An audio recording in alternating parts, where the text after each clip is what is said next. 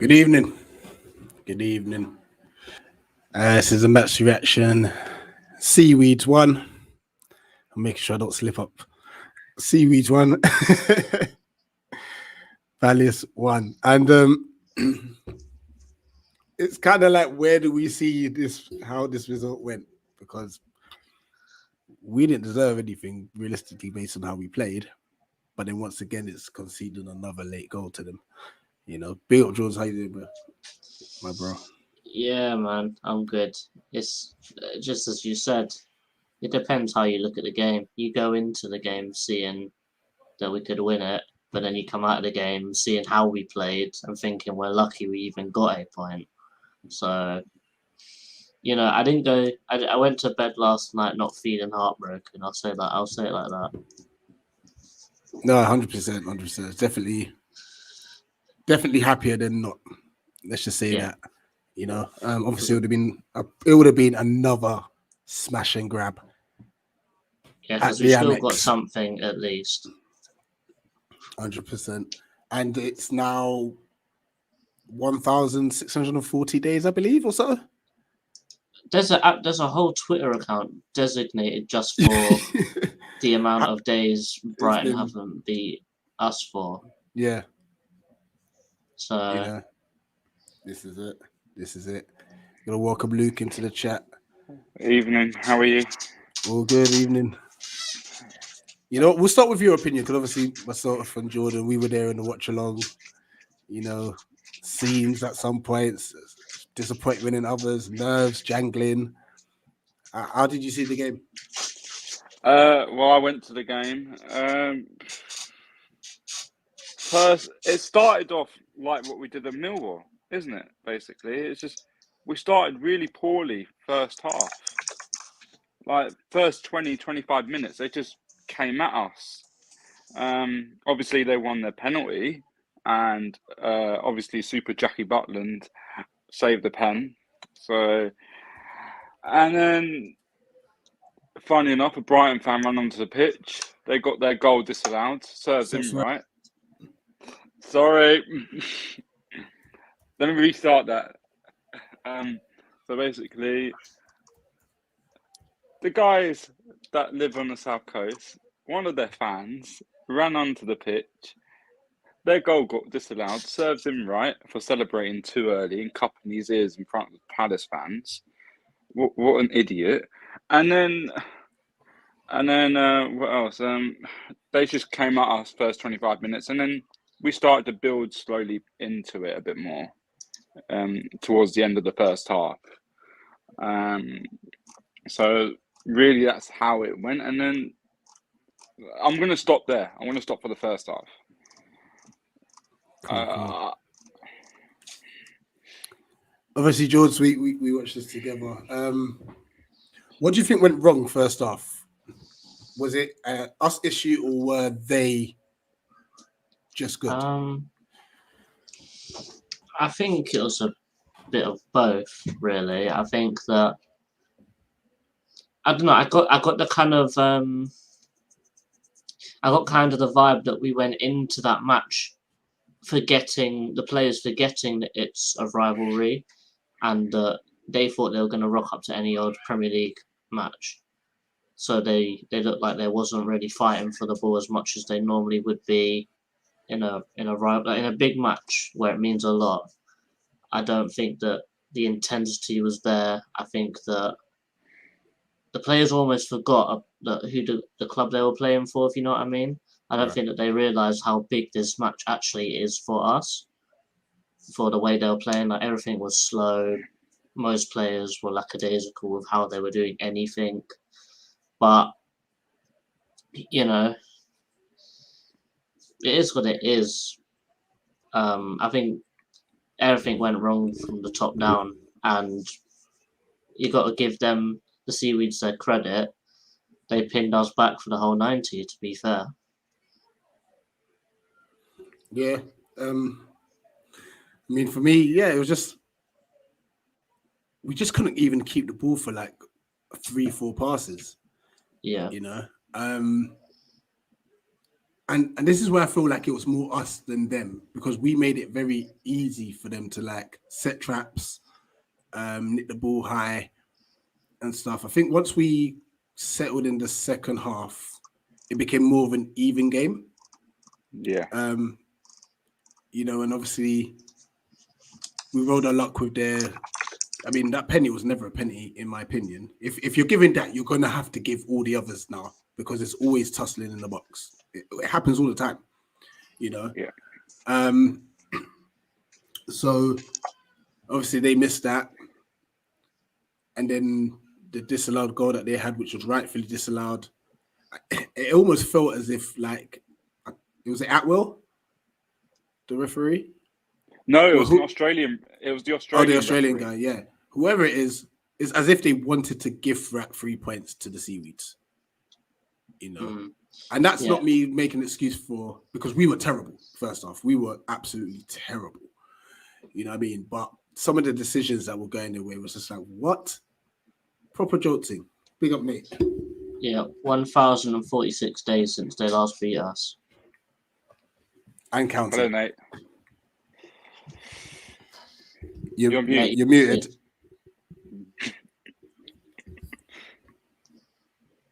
Oh Oh gone. no. Yeah, it's probably an audio issue. And so I've got the things here. So it's 1,046 since Seaweeds beat us, 3,989 since Millwall, and 4,693 until Charlton. So there's some good stats right there. Absolutely. Let's hit some of the comments. Evening, guys. Big up Neil, the main man, with his all right, listen, Neil, yeah. Neil's banter is elite, but he does it on a slide. Nah, he hit me with one last night when we was on the watch along. And it was so uncalled for, because you know when Sean came on and he said I think he said something like Wardy was having a good game or something like that, and he's like, he's too busy watching Jordan Much his misses. It was something like that. Can you hear me now? Yeah. Yeah, definitely. Right, cool. Rich, can I just say something? Yeah, go on. Didn't the last stream that we did before the Man United game this weekend, didn't I predict that Coutinho would score? I can't remember, but if you did, fair play to you. Where's Brush? We need him. You'll find him on Twitter. Big up Louis. Big up Tariq. He's definitely happy with this 2-2 draw, because obviously it gives Arsenal a chance to kind of pull further away from United for the race for top 4. Not this weekend anyway, because their thing got called off, innit? Got called off, hasn't it? Yeah. Neil says here, we let them play, dictate the game. They struggle to get a foothold back in the game. Yeah, and once again, oh gosh, we might have to chat tomorrow night, you know, after AFCON though. We might have to chat tomorrow night. We just let Seaweeds players running behind and nobody clocked onto it. It could easily have been 3 or 4 if it wasn't for Butland. That's a good point. Very, very good point. Evening twats. Evening to you too, mate. It was better when we couldn't hear Nate. No. No. Don't worry, it's all good. He does say, all jokes, love to you, bro, for breaking the game down for me. You know what, Tariq? I hope Spurs slap your excuse of a club now for that. You're well at it. You know what I'm saying? Listen, T's already in my bad books. He's put like some mad juju on Ghana. He wants Partey back home and stuff. Yeah. No, but you see how Arsenal got this game called off, yeah? I think we had more cases than them, but our game on Boxing Day wasn't called off. So hold on a minute. What like? They don't care about us. No, listen, I'm cool with that because we can go under the radar. It's cool. It is what it is. We still played the game. We fulfilled the fixture. We actually tried to fulfill the fixture. Yeah. Like, but to touch on last night, listen. That last night was what we saw and in the home fixture. We battered the shit out of them at Selhurst Park. The reverse, isn't it? Yeah. Yeah, right. It was outright murder that they got a last minute equaliser and stole a point at Selhurst. Yesterday, I don't know how we've taken a point because we don't deserve it. But look, in terms of the actual rivalry and what this game means, it's a bad result because we want to win this game no matter what it is, be it pre-season, be it FA Cup, League Cup, Premier League, Championship, League One, League Two, whatever. But because that game panned out the way it did, I'm saying to myself, okay, result-wise, from a totally biased perspective, awful result. So the way we did not play, not the way we played, because we barely played, but the way we didn't play, I would snap your hand off for a point that derails their momentum. Because here's the thing. They've only scored 2 goals at home against us in the last 2 meetings, and they've taken 1 point. We've only scored 3 goals in the last 2 meetings at their place, and we've taken 4 points. And we didn't deserve any of those 4 points in either of the last 2 games at their ground. So, as much as I understand that some people are saying, that was so terrible, Rich, you and I said at the beginning of the season, bad performances will come. If we get points out of bad performances, don't complain. We can't. Because we've seen it before. We've played brilliantly in some games. We came away with nothing. Nothing, yeah, absolutely. Do you know what I mean? Like, what was it? Burnley, comfortably the better team, came away with a point, and you're thinking that could have been nothing had Vidra scored that last-minute chance. Oh, it was all fantastic. So, do you know what I'm saying? Like, yes, okay, because it's them, you're thinking, it's not the ideal result. We all want to beat them. And when Gallagher scored, I was thinking, oh, boys, please hold on. Don't squirt your asses all over the table. But we had to score for them. We had to show them where the goal was. Can I just point that out, people? Because, listen, the penalty, BS. The chalked off goal, listen, it happened to be that. But look, we haven't lost to them in a crazy amount.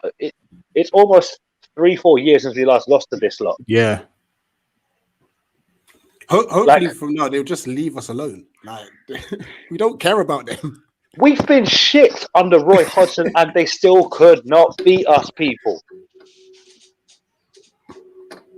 But listen, to be fair to Graham Potter, I've given him a lot of stick. But last night, you got to like him because he was honest and he said, you know what? Yeah, they'd be pissed at the result, but they played exceptional, and we're building towards what they're doing. So. If you offered me an absolute turkey performance, but we get a point, I ain't complaining. Yeah. If we play like they did and we come away with 0 points, I'm pissed. I'm like, nah. You can't pepper the opposition and leave empty-handed. That's comical. That's Benny Hill settings. Absolutely. Let's move into the second half now. From your perspective, Luke, what do you think changed? Because for me personally, I think it was a lot more balanced. I mean, obviously the Seaweeds had more of the ball still, but we wasn't bad. We wasn't how we were in the first half. We were a lot better. Yeah. I think it's the fullbacks getting forward. Wardy and Mitchell. They got forward quite a lot. And you see with our goal, Wardy pushed on quite a lot, didn't he? He almost got up to the penalty box. Yeah. And what really impressed me was that during that whole game, Schluppy was fantastic. He went under the radar and he was involved in that goal. Schluppy cut it back and then Gallagher scored. He got the assist, Yeah. So I think what changed was the fullbacks going forward. You know what? And just on what you said, it's not the first time I think you've personally come on and said that as well. Like, it seems that when our fullbacks are able to get forward, we look a better side. So we've just have to find a way of making it happen more often. Somehow. Yeah. You know. How about for you, George? Second half. To me, we didn't change that much. We just came out and kept doing the same thing.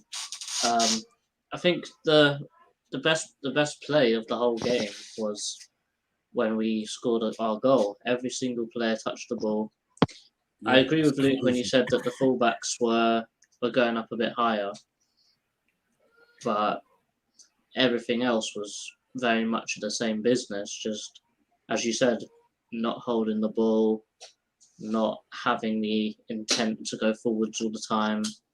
I think the over-reliance on passing it around the back sometimes got a bit frustrating when there was an easy ball into midfield to Hughes or Gallagher, and then we could have made something, but we chose to keep recycling the ball and not doing anything with the possession we had when we actually had the ball. But I don't know. I think we'll touch on Ward later because I've got some stuff to say about him. We will do. That's why I'm biting my tongue right now, because trust me, had we done this match reaction straight after the game, I think I would have been cancelled off the show. Because I'm not going to lie, I love Joe Ward. Don't get me wrong; he's been a massive player for us since he's been here. But last night just proved, yeah. Thanks for everything, Joe. You've been that player for so long, but mate, you got tore not 1, not 2, not 3, not 4, not 5, not 6, not 7, not 8, not 9, but 10 new arseholes last night. And I felt bad for him because it's not his fault. He's not a player that's been known. He's never had pace. So, do you know what I mean? Like, it just shows that where we've tried to reinvent ourselves with Elise and Eze and all of this, it's great. But the lack of pace at fullback and the lack of pace in midfield is an issue we need to go, okay, next 3 to 4 windows, whoever's the manager, that needs to be addressed, because the way we want to play this high energy football, you need pace throughout the team. I'm not saying have energizer bunnies throughout the squad, but some of our football was like playing through porridge, lumpy, horrible, unappetizing. You're just like, can I have the cornflakes instead of this awful, lumpy, horrible, rancid looking porridge? But it's almost like you could call it the gruel from Oliver Twist and that. It's just I don't want no more. We don't want no more.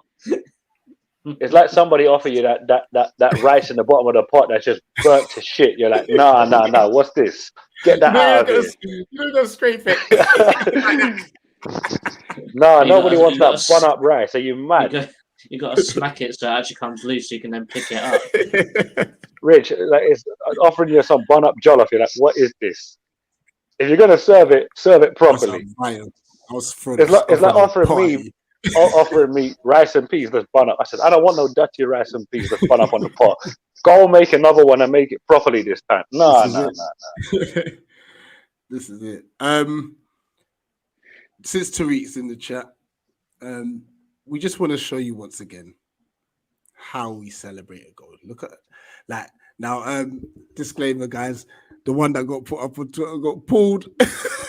How did it get pulled? Actually, because no, I'm mystified. The game, the actual footage of the football game was in the bottom half of it. On whose screen? In the video.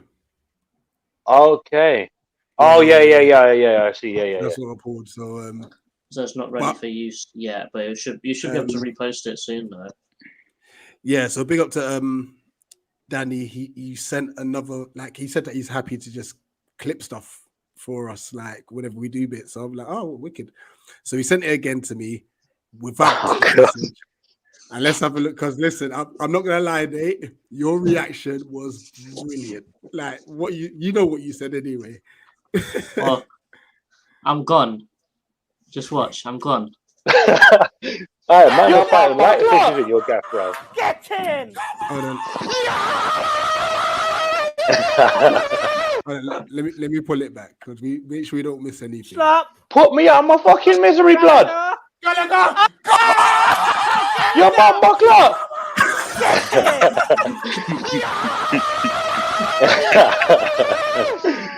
Fucking stick it up, you bunch of pricks. Yes. Yeah. Hey, we got peppered the whole night, bro. Come on, the emotions are going mad at that point. I don't give a shit. No, it was brilliant. If you're gonna say it with chest. You know what I'm saying? He splashed up the light. Fucking hell, guys! In this, look at how well Mateta did. Oh gosh. Oh man.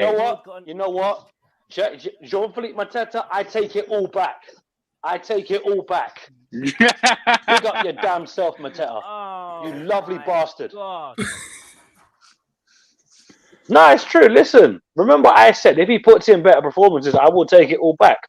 And man of my word, I took it back. Yeah.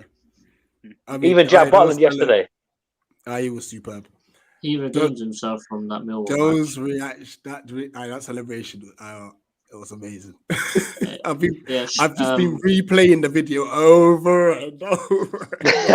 yeah. Your Also, Like I said, shout out thingy as well. Texter liked it as well. You did, yeah. oh yeah, he did actually. Yeah, I seen that. And here is it. It's the man himself. Danny, big up to you, man. Thanks for Big up sending your that damn through, self, man. mate. You've made me smile after such a shit day at work. Listen, your bumper clap. Your bumper clock. That was so funny. Oh man, but to be fair, it was a great goal. Let's talk about that goal because everyone touched the ball. That shit's gonna be on Pornhub, bro. No word of a lie. That shit's on Pornhub tonight. And what was he looking at? About 24 passes or so? Yeah. I can't remember the number, but it was. All I'm gonna say is that I had people messaging me who were Arsenal, Chelsea, Liverpool, all of these other teams, and they're saying, "Oh my God, what a goal!" And I said, I have never in my life seen a goal scored like that. And because it's against these fuckers, I don't give a damn if we lose. I'm just going to point out, your whole footballing system just got put in a spliff. No matter what kind of goal they score. Could have been a worldie from their box. The ball. Mm-hmm. Even Joe Ward and his horrific brand of defending. The defeat, to be fair to him, for this was the only compliment I'll give him in the stream. To be fair to him, Donny did what we could all dream of doing there. Picked up the ball, drive, just linking up the play, pass here, 1-2, 1-2, he was and give it heavily off. involved. Well, he started at right back and ended up at left wing. So tell me how that happens for a Donny, which is slower than cornflakes, bruv. Slower than cornflakes. Yeah. Be right back, guys. No worries. I'm not good at the analogies, so that was a pretty good one for me, to be fair. No, listen, it wasn't that bad. But if it were me, I'd have said he's slower than any kind of bus around London, because buses in London are dead food half the time. Yeah, he's slower than a 417 then. By the way, the limbs in the away end. Oh, how was that? Yeah, it was good. I was like, that looked naughty. Hey, that guy that jumped on the pitch, he's a legend. That was so funny. Yeah, the guy. Do you see all the tweets that this guy needs to be knighted and all that? Because did you see how he swerved the second steward as well? Yeah. and then he flopped back into the crowd and he's gone. But even Jamie Carragher was shouting out. Do you know what I'm saying? Like you won't get that in these so-called big derby games. And this is where I'm like, can people stop calling it a derby? Like for real, it's not a derby. Never has been, never will be. They don't call it and we don't call it it. It mystifies me. It's like, okay, rivalry, yeah, cool. Derby, nah. We have Millwall and the other lot from SE7 on our doorstep, and arguably Wimbledon. But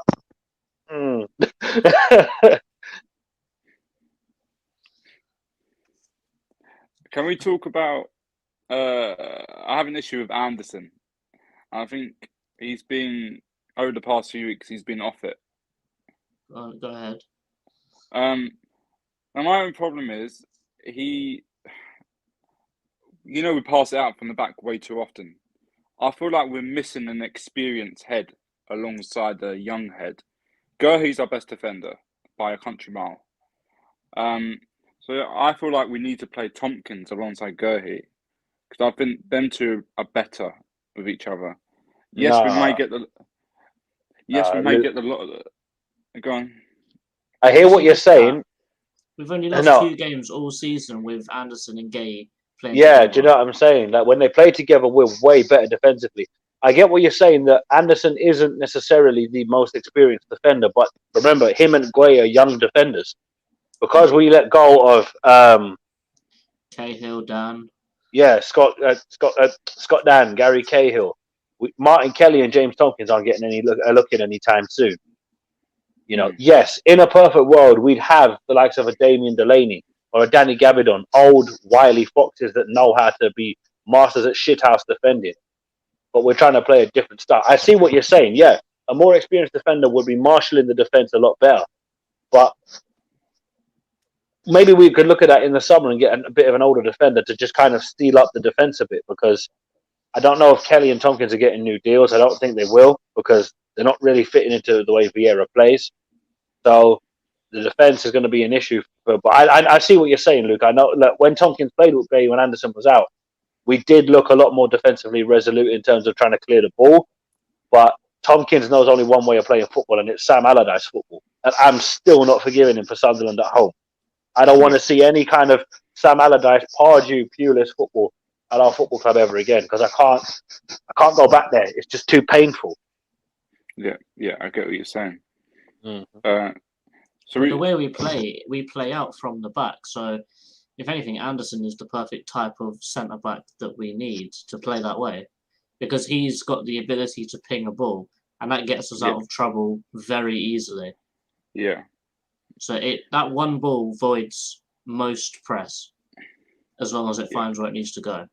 Because when it comes to getting balls straight up to the forwards, Anderson can pick anyone out from range, and you're thinking, how the fuck has he sent that from his own fucking penalty area to the byline? How the fuck did he do that? Because if that's, let's say, Gary Cahill, that's going into the stand and hitting some poor old deer with a bloody nose. Boom!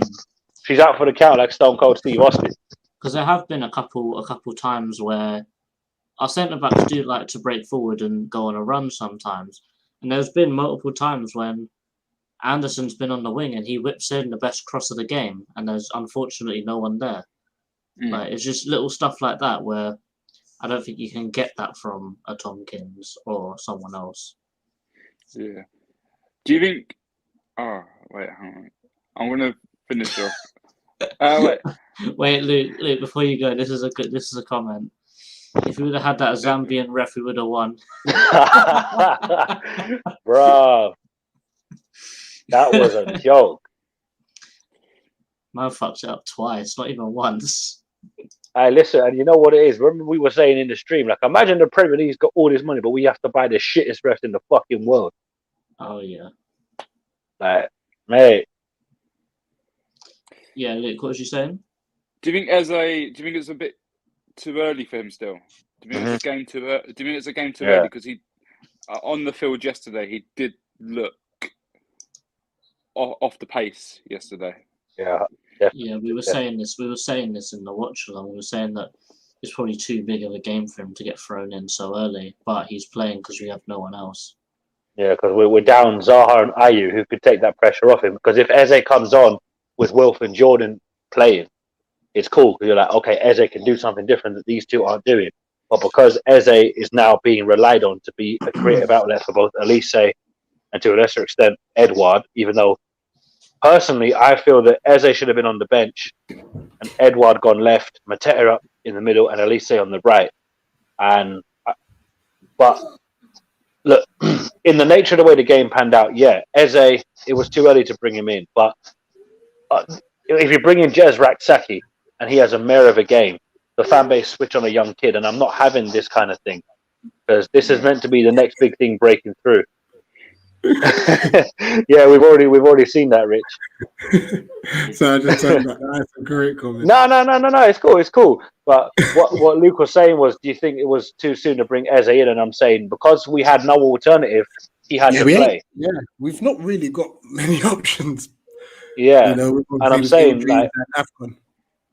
if we let's say Jez played instead of Eze, and Jez has a fairly quiet game. The pressure isn't on him necessarily to deliver, but because we've kind of hyped him up as, oh my God, he's the next.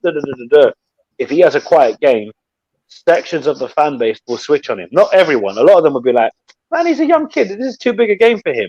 But credit to him, he's on the pitch. He's trying to make something happen. Eze, for me, needs the Elise treatment.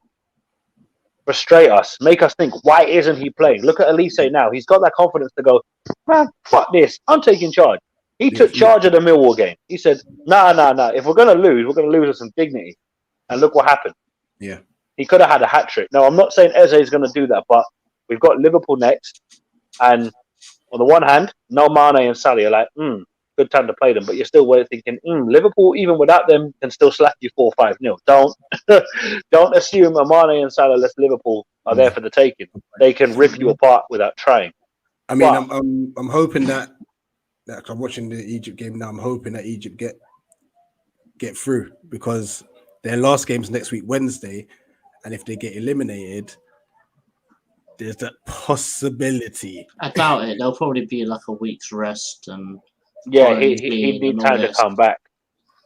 But selfishly, we could hope that Ghana lose again. So I use back. Good point. Yeah.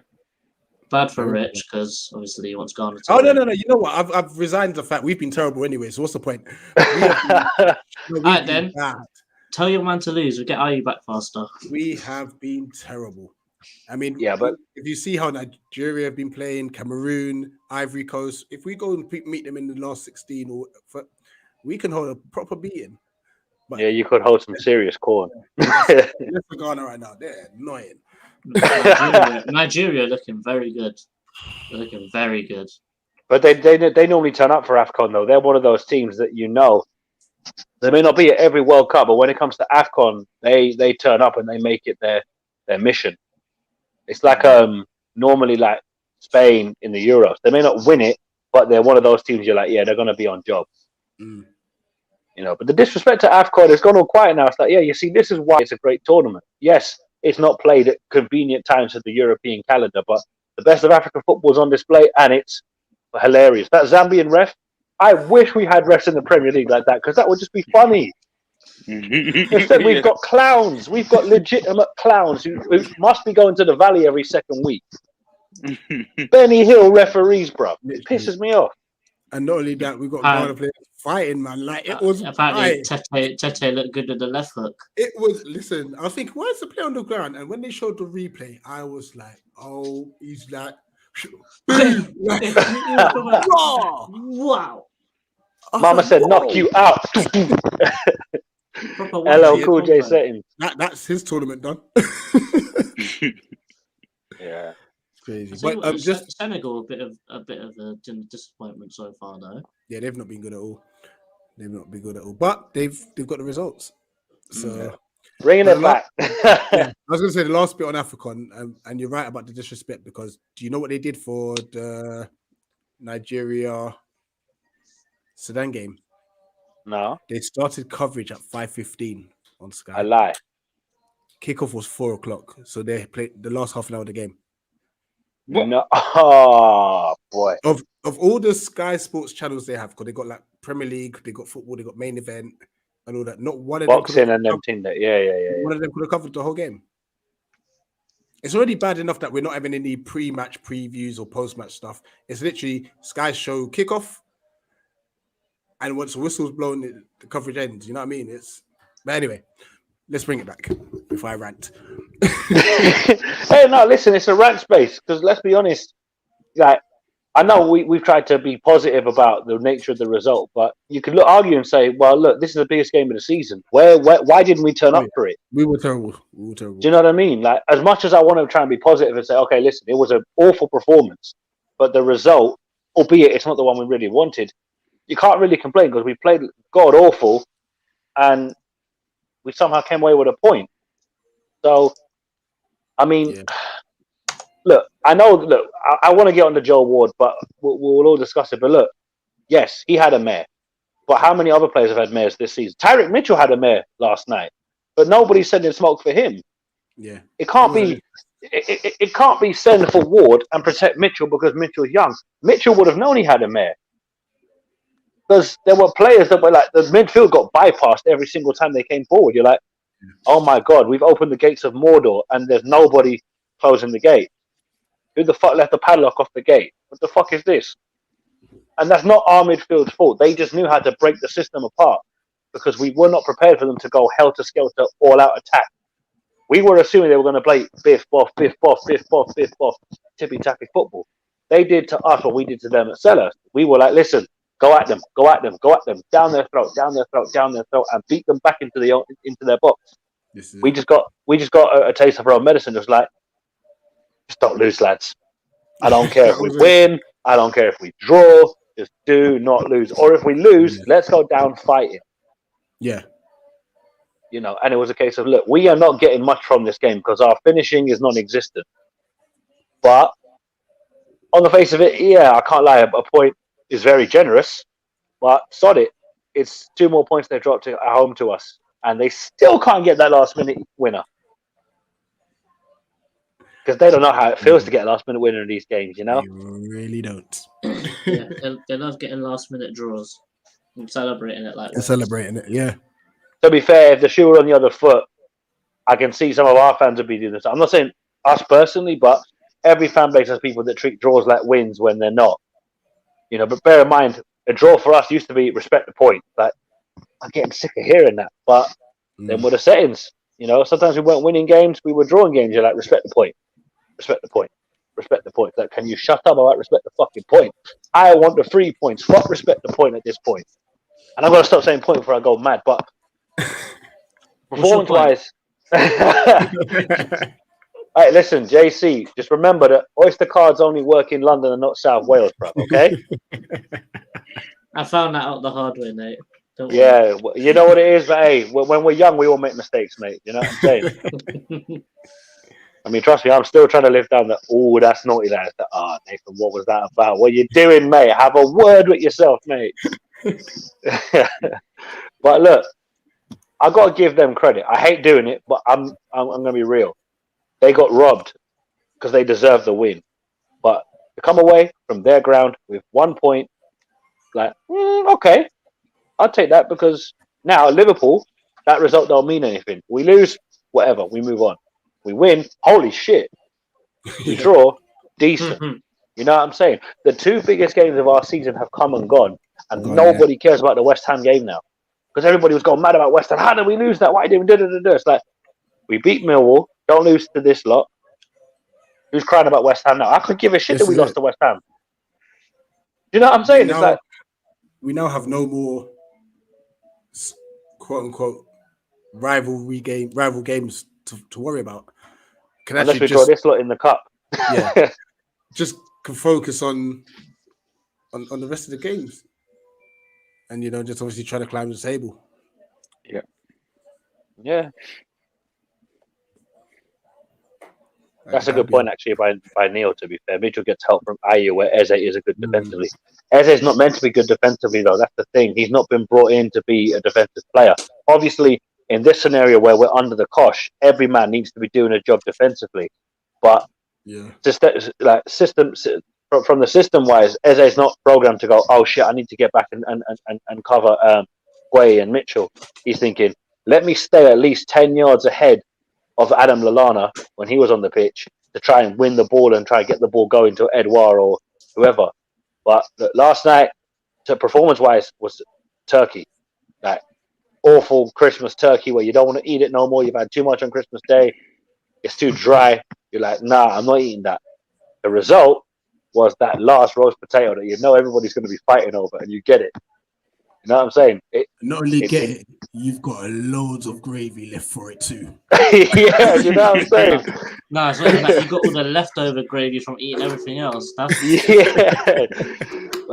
But you know what I'm saying? Like, obviously, we want to win that game more than anything. But if you'd have offered me beat Millwall in the cup and get a arguably favourable draw, in the next round, where, to be fair, I want to talk about that gesture for Hartlepool because I think that's exceptional by our football club. Yeah, we play this game and we don't lose. Win or draw, I'm happy because provided we don't lose, it doesn't ruin your weekend because you're not pissed if you draw. You're like, okay, it's not the ideal result, but Yeah. we got something from it. If we lose, it's like, Nate's going to go on a mad one. JC's probably going to be flipping handles. Rich is going to be fighting light fixtures. Luke's going to be talking too much shit. He's going to be talking too much. Sean's going to be praising Mateta to the day that Mateta dies. It's going to be crazy, but He's going to worship his Jordan Much poster. Alright. No talk of heresy there, mister. I don't want to hear this heresy. I ain't hearing this kind of heresy. But it wasn't great. We were lucky to get a point. But I'd rather be lucky and get a point than be awful, win a game and you're thinking look, a result is a result. It's not the ideal result. But let's be fair. It's been over 1,000 days since they last beat us, and we've been shit in that time. It's not like we've been equal to them. We've had Roy Hodgson football, and they still couldn't beat us. Love it. Love it. No, just a quick break, just to say that we've actually now officially, I think we've confirmed it, that Roast Week will be the week commencing Monday the 24th of January, that week, because I believe it's International Week and such. We actually have no fixtures that week, unless I'm assuming in worst case scenario they might replay the Watford game. I'm not sure. Yeah, but at this current moment in time, there is no Premier League football that well week. Either way, we're all looking forward to it because I want to get this roast out of the way because I'm dreading some of the shit that's coming my way, bro. I'm not gonna lie. So as a gentle reminder, guys, it's gonna be JC first. Why are you laughing? Then Nate. Nate on cling, me on cling on settings, you know. Myself. Honestly, I'm expecting Santiago to come with a mad Photoshop and just have it waiting for me. Hey, bruv, you've been hit with Lionel Richie. I hit you with what you call it, Sherman Clump. Yeah. Listen, you know what it is. The way it is. We said we do this. You're doing the one chip challenge at 1,000. So yeah. You know, after this, I do no challenges or nothing like that for the next subscriber limits. Fuck that shit, bro. This is it.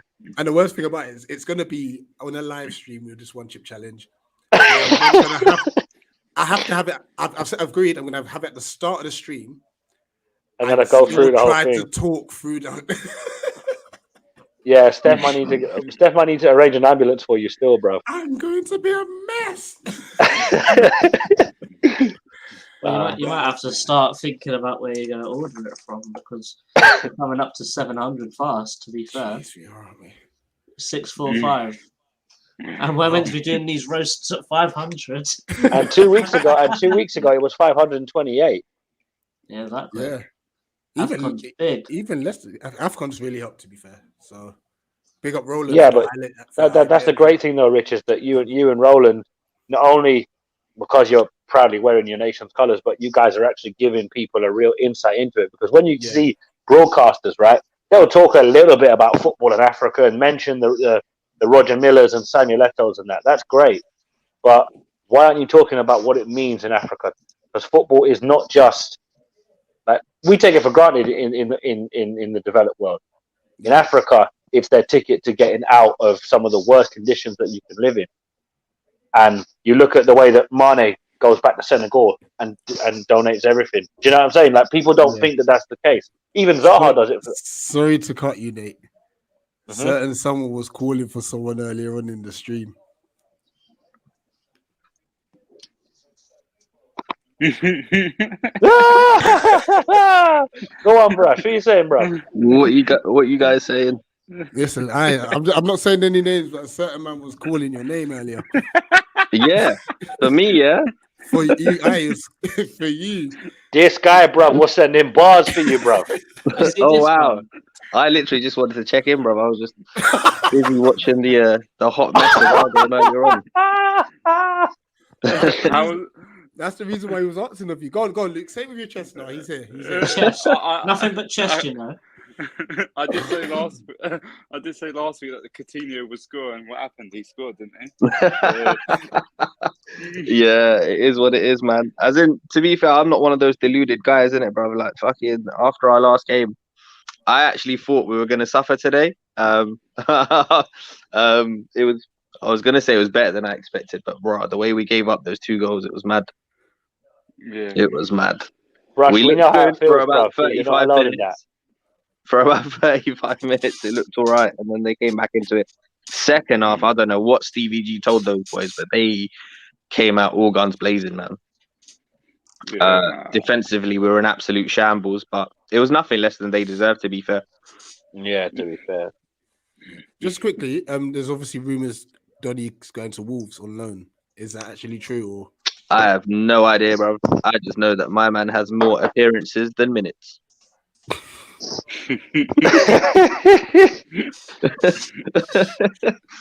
It's actually that. Do you know what? You see Donny, yeah, he might have to start doing a Pogba and just getting hella different haircuts so that he looks like a different man every week, bro. I don't know what's happening with Donny. It's a madness. We're ruining tell you a what. guy's career is what we're doing. if Wolves are in for Donny, hey, PV, just throw your name in the hat. Just Listen, Wolves play some good football as well, you know. They do, to Yeah, be they fair. do. Yeah. so do we. Well, so do you guys. Oh, the game yesterday was exceptional. Yeah, Well, as a neutral, I'm sure it was mad stressful for you lot. Yeah, definitely. Anytime we play these lot, it's never a comfortable feeling unless it's 4-0 at half time, and that never happens. So yeah, it's Yeah. like, I was out yesterday as well, man, so I couldn't even hear you guys. Like, please the amount don't of noise bugger was it. mad. Just don't bugger it, please. Like, Hold on, just a quick question. Number one, let me see if Henry. I think he's frozen. Yeah. he looks It's just frozen. as well. He's definitely gonna troll, isn't he? He is. has he been on Star Trek lately? Star Trek. I was gonna say that. What's going on there? Man looks like he's from Star Trek, bro. He's from Star Trek.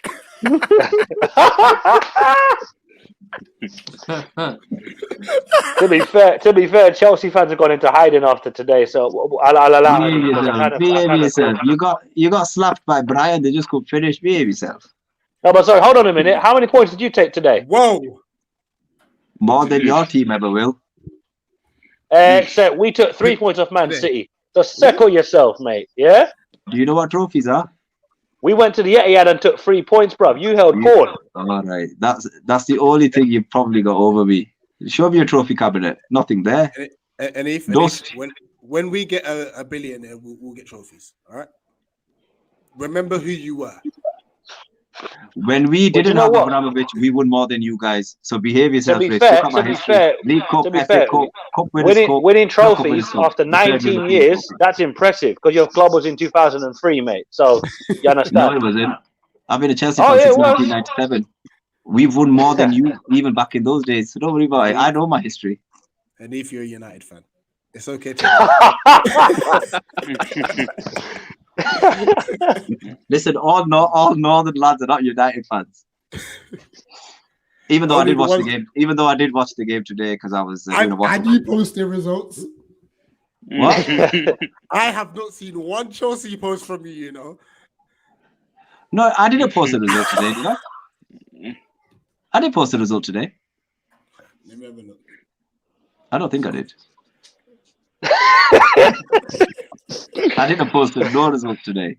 I know, Henry, in fairness, I know we're trolling, but you know what it is? Like, if you really look at it, Hold on. don't- Hold on. Here's another Oh. United post. What, today? Yeah. see? No, that wasn't the result. That was the subs bench because I was laughing at it. But why are you always posting about It's United? still about United, though, to be fair.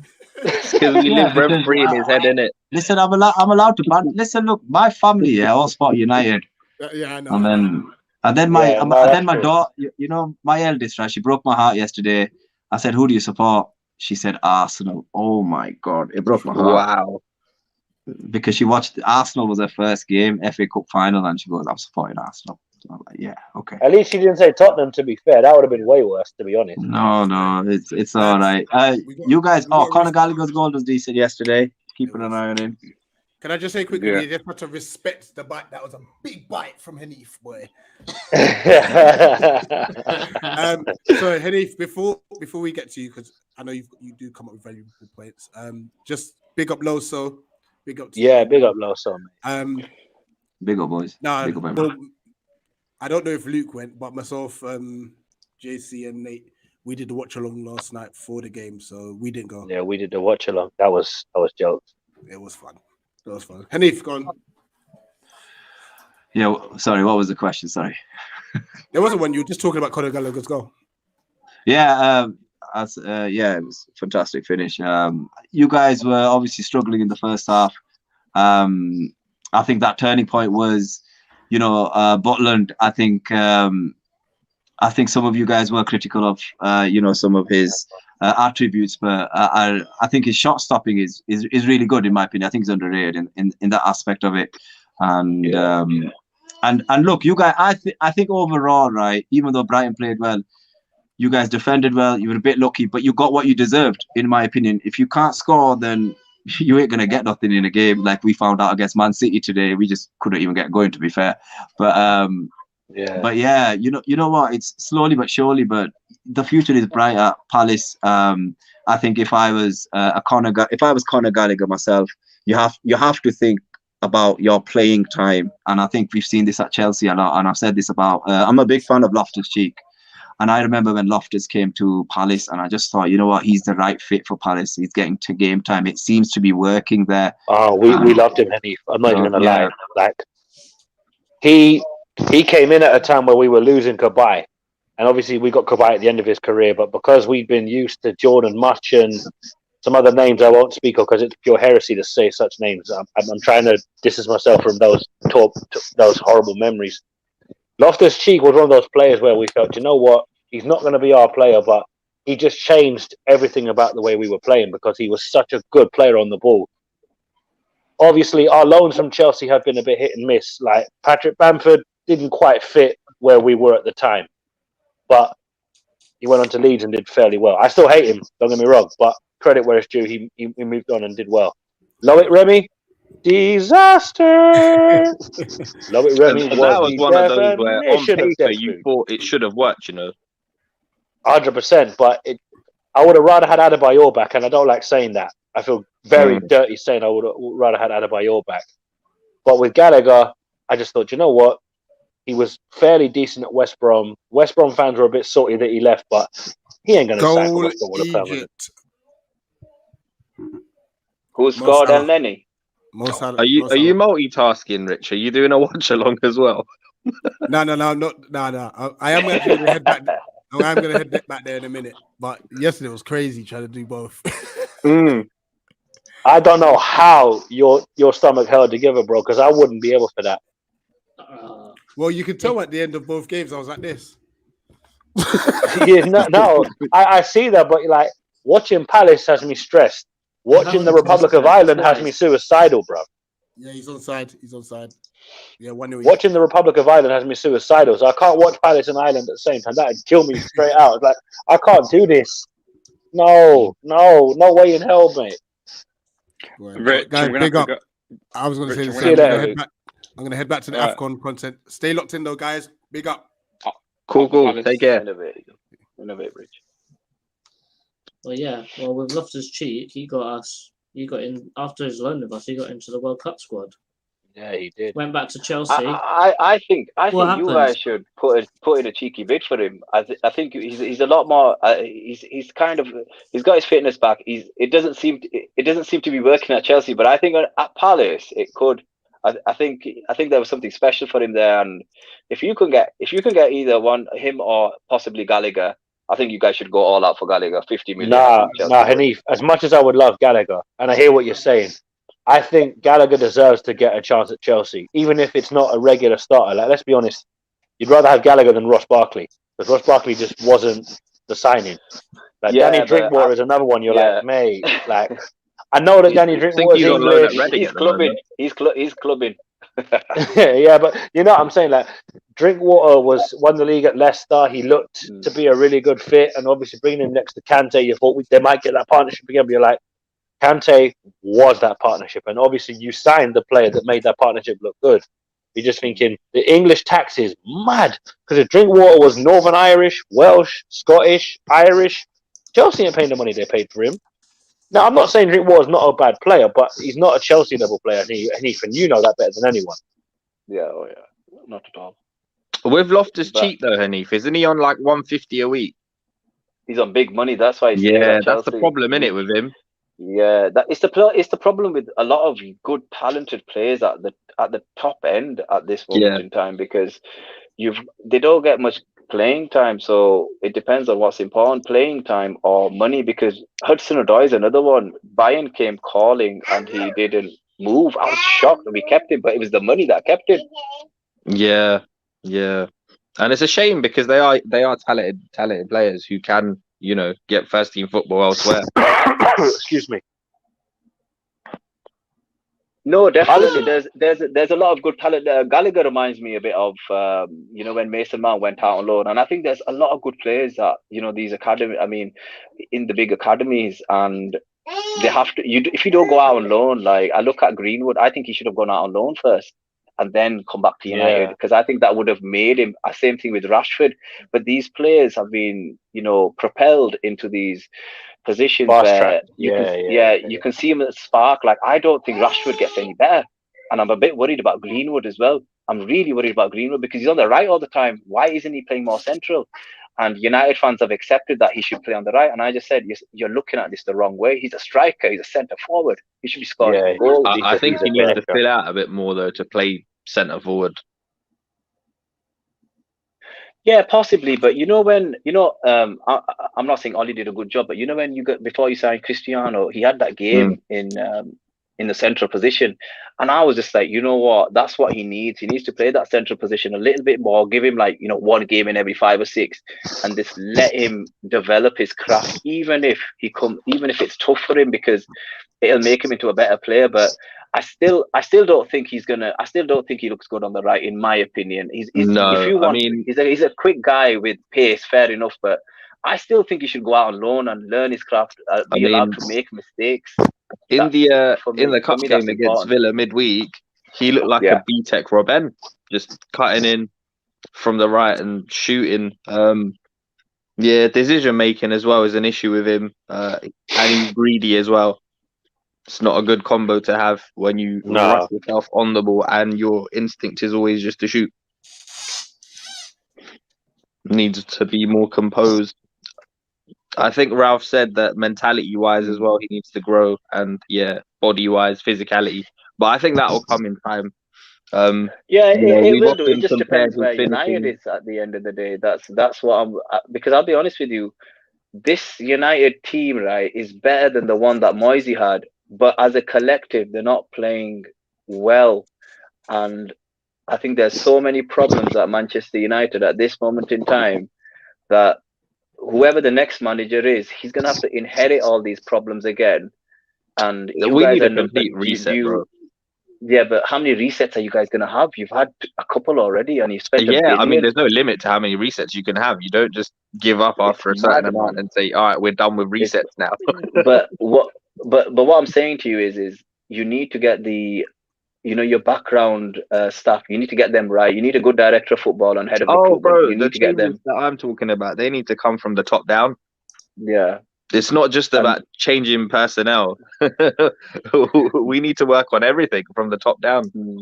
And I think that's where your problems lie, because I think Ralph Rangnick would be a good director of football. I really do. I think he would be good in that position. But then I think United need to, if they want Ten Hag, just go and pay them the money and get him in the summer and just send that message to the United fan base. This is our manager, and also send a message to the players. You're playing for your contracts. If the manager doesn't want you or you've not done enough, we're going to be thinking of selling you. But you've got the likes of Martial, who's on big money. He's another one. I think he's gone, bro. I think if not this window, then definitely in the summer. He's gone. I don't think he's going anywhere, because I don't think there's many clubs out there that are willing to pay a proportion of those wages. apparently Sevilla offered half the money, but United rejected that because they want it paid in full and a loan fee, which is kind of madness for a guy who's seen no football in so long. You ain't gonna get more. You're not gonna get better offer than that, but Yeah. And that's what it comes down to. Also, what's Fletcher's role at Manchester United? Why is he always on the bench? Could he be your next manager at Manchester United? Jordan, what do you reckon? Fletcher's on the bench all the time coaching. Could he be the next Manchester United manager? Well, I think that this is a Palace Brighton stream, so I think we need to get back to that, to be fair. Only technical director I've ever seen in trackies and chewing gum and on the sidelines. I know. Tell me about it. He was there today. I was just like, what's going on? Ralph was just annoyed, but today I think Ralph basically threw it away. He didn't make the changes earlier, and I think it cost you guys. Yeah, the other weird thing as well, Hanif, is that because he's interim, I don't think he can just come in and change up all the stuff fully the way he wants to, and we've still got a lot of things left over from Ollie's regime, and it's just a weird mix. All right, so getting back to Palace, because this went off tangent, very much so. I think we'll end the stream off one positive and one negative of the match against them Seaweed Donnies. So, Nate, one positive. Positive was our goal, because that was just that shit should be on Pornhub. Negative, that grade A prick of a referee, because Elise's foul, nothing doing.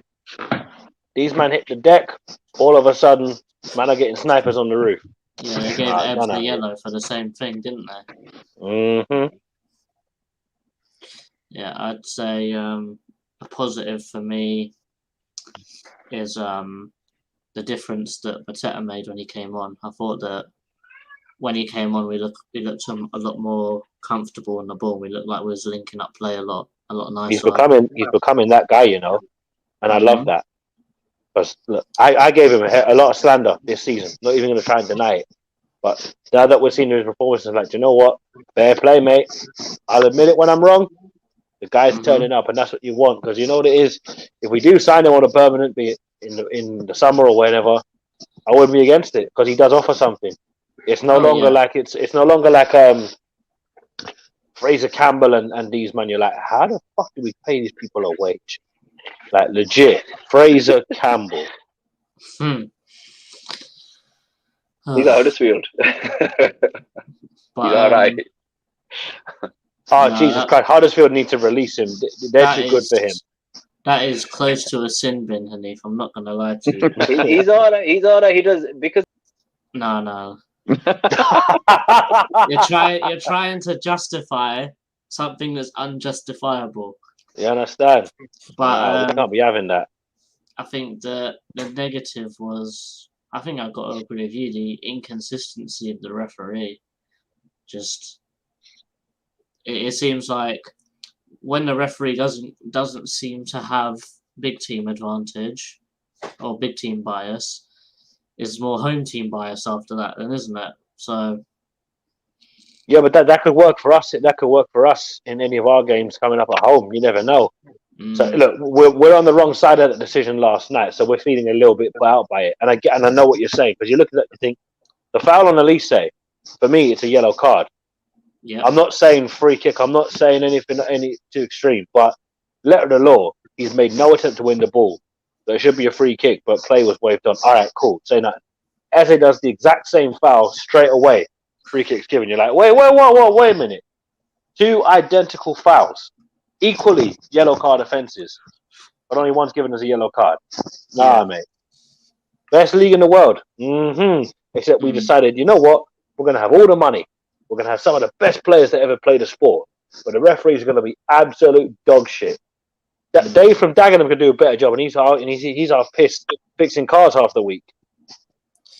Hanif, have you got any positives and negatives from the match? I think from a Palace point of view, if you considered where you were at half time, you never really got going. Brighton, we're on top. I think resilience. I think that's as a team, and I think you are a second half team. So it's better to always finish strong. Mm-hmm. So, and I think getting a point out of that game, I think you guys would have probably taken a point at halftime, considering 100%. So, and then you could have.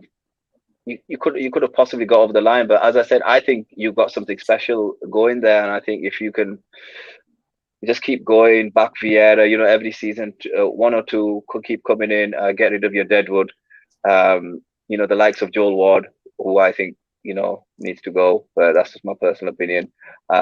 Listen, I'd agree with you, but unfortunately, because Joel Ward's got a bit of a sentimentality to him, because he's one of the last surviving players that got us promoted.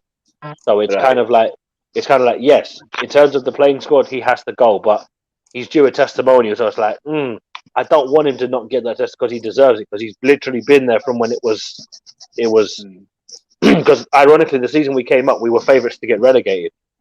That kind of shows you how mad that whole period was. But look, in terms of going forward, yeah, Ward's got to go, but because he's actually earned a contract that says he's guaranteed a testimonial for 10 years at the club. It's like, yeah, he can just play the cup games next season. Give him the cup games next season and bring in a right back that can actually give us that option. Because Natty Klein is probably going to go at the end of the season. Nathan Ferguson, I don't know if he's still alive, because he appeared against Tottenham and disappeared again like Houdini. He's like, there he is. Oh, he's gone again. He was on the bench. Yeah, on the bench, but not on the pitch. That's a bit of a worry, because we're meant to. I want to see more of this kid. I get it. He's come back from a serious injury, maybe blood him in slowly, but yeah, Ward. Boy. If you'd have seen the Irish Palace group chat, oh my God. I had to lock it off last night. I just couldn't read some of the messages. The language was just unreal. Brush, anything to say on the match? Yeah, for me, Elise was one of the big positives. What a player he is, man. It was just a pleasure watching him play. You can just see the potential there as well. And at times I was even asking myself, have you guys benefited from Zaha not being there? Yes, we have. Yeah, because I feel like, we're seeing players like Elise flourish now. And it's a bit more of an expansive game without the selfishness of Zaha. Because I think with Zaha, to get the best out of him, you have to play through him a lot. And it sometimes takes away from the other players. So that was a positive for me, watching Elise. The negative, I would say, is the inability to see out games. It's something of our season. Yeah, that's really underpinned your season. And it's a real shame, because as well as you guys are doing, you would have been way up the table, and that's probably where you belong, based on some of what I've seen this season. So yeah, that's something to work on long term. That I would say is the negative. You were very lucky to make it through half time at 0-0, but they made changes and you saw that in the second half. So yeah, that pretty much sums it up for me.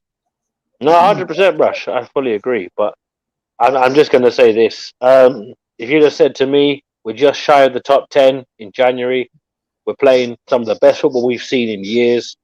We've signed players for peanuts that everybody else is looking, how the F did they sign them?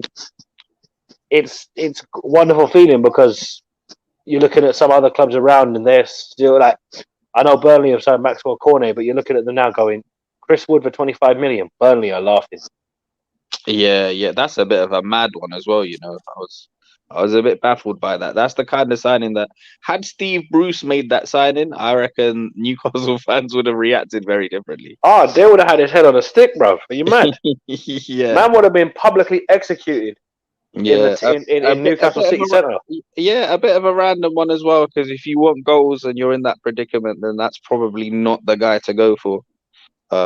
Especially when you've got Callum Wilson, who is a certified Premier League goal scorer. But he's injured though. That's the thing. But he's injured. Yeah. If you take out Callum Wilson, you're relying on Dwight Gale, who's kind of got a finish in him, but it's like some London buses. You see one, and then you're waiting on another one an hour later. Yeah, I wonder if it's a tactical move as well, because obviously not only do they gain a striker, but you take away something from one of your closest relegation rivals. That could be it. And yeah, I mean, to be fair, not many people would cry if Burnley got relegated because you know yourself, bro. Some teams outstay their time in the Prem, like Stoke City, for example. Like under Pulis, you were like, I hate playing Stoke City. And when they tried to open up a bit, you're like, you've tried to get rid of Pulis too quickly in terms of like defensively keep it solid. But when you get the ball, play expansive when you're in those positions. With Mark Hughes at Stoke, it was ping, ping, ping, ping, ping, ping, concede. Ping, ping, ping, ping, ping, ping, concede. And then ping, ping, ping, ping, 2-1. Yeah, with Burnley though, bro, like as in, you know, they don't really invest too heavily. They don't live outside of their means. So even if they go down, I reckon they'll probably be in the mix to get promoted again. Oh, for sure. But see, they've got American money behind them, and they have him. Like that's how they got Cornet, because Burnley, as much as Burnley are a famous old club and they've got a bit of history, they're not going to be able to attract Maxwell Cornet to Lancashire unless they're putting out the works and promising him that he'll get a chauffeur to Manchester and all of this kind of thing. Bro, You know what I'm saying? I'll be very surprised if he's there beyond this season. You know, like Liverpool really should be looking at him, or even yourselves, even. You know what I'm saying? Like a player like that I'm could even really looking at players right now, bro. Our players, our issues are just so much deeper. I hear that, but you know what I'm saying? Like Maxwell Cornet is that kind of player where, okay, he's not what people would perceive as Manchester United level, but if he can add 15 to 20 goals a season and take the pressure off some of the players that aren't doing it or aren't kind of, you're like, okay, wait a minute. It takes the pressure off some of the players that are getting pelters every week by the fan base, pelters by the media, who are famous for slaughtering any Man United player that misses one chance. Remember, was it Danny Welbeck? He missed an absolute sitter. He should have buried it. But the next week he bags a hat trick. Oh, Welbeck redeems himself. He didn't do an awful lot wrong. Yes, he missed a sitter, but how many players miss sitters every week? Benteke is famous for it. Like, but because Welbeck was a Man United player at the time, he's not Man United level. Man United's level changes to what the players they have. See, this is the other thing, though, innit? People say, "Oh, you're not United level," but you need to look at the table and see where we are. Yeah, for sure. But like, remember, like, Brush, you know better than anyone. People bring up the Roy Keanes, the Nicky Butts, and Paul Scholes and them. Like, it wasn't long ago you lot had Anderson, Cleberson, Eric Jemba. Like, Man United's midfield has had its fair share of turkeys. Let's not kid ourselves. Do you know what I mean? Bebe, Obertan. Oh, Lord. Makeda. Do you know, I've got a soft spot for Kiko, you know. He always turned up against Aston Villa. Oh, mate. It was guaranteed. It's like Makeda's playing. Yeah, Villa done with him today. Yeah, they don't say that too loud in the group chat. Martin will go for you. Shout out Martin, by the way, my guy. But yeah, I think that's a good spot to end the stream today, guys. What do you think? Yeah. Cool. Oh, for sure. Sweet. Well, I think the next stream will be the Liverpool preview. Oh, is that who you guys have got next? Yeah, Liverpool at home next Sunday. Oh, big game. So I'm probably going to be in an awful state because I got to go somewhere on Saturday. So it's like, oh boy. Well, you already know who I'm backing for that game, so. Yeah, we might try and fit a talking transfers in the middle of that, but I'm not sure. But you know, this is your boy, Eagle Eyed Football. We're out. Up the Palace. Laters. Up the Palace.